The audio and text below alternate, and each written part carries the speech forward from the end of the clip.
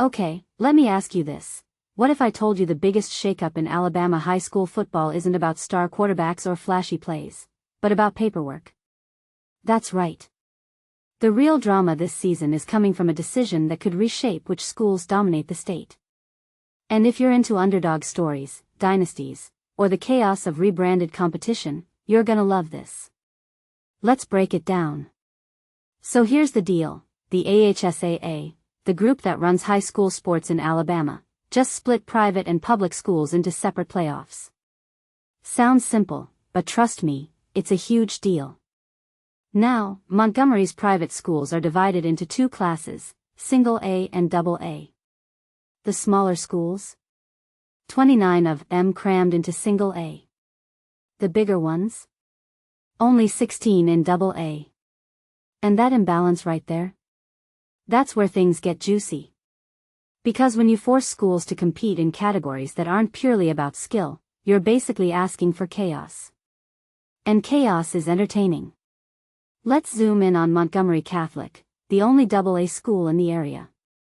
On paper, that looks like a disadvantage, fewer peers, tougher competition, right?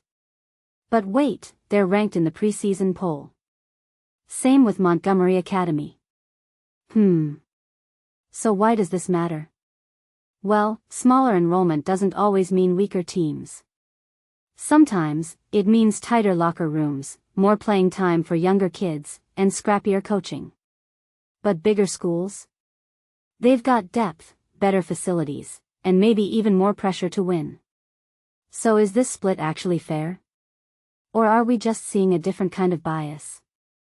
Now, the Montgomery Advertiser's poll is asking fans to pick the most likely title contender.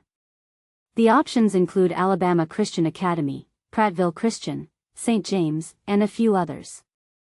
But here's what's fascinating. The preseason rankings don't always predict championships. Take Montgomery Academy. They've been consistent, sure, but do they have the hunger to go all the way? What about Prattville Christian? If they're flying under the radar, could that work to their advantage? And St. James? They've got history, but is their program evolving fast enough? Personally, I think people are overlooking the psychological impact of this split.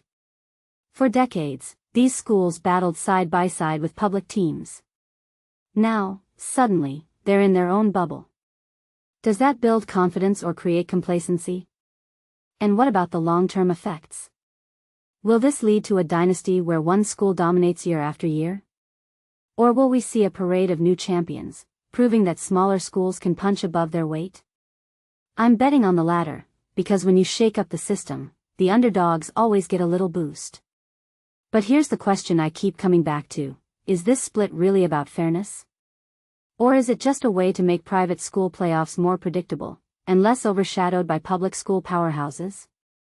Because let's be real, when private and public teams used to clash, the headlines always went to the public schools. This way, private schools get their own spotlight. But does that help the sport grow? Or does it just divide audiences? What do you think?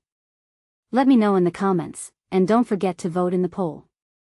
Because whether you're a diehard fan or just here for the drama, 2026 is gonna be wild.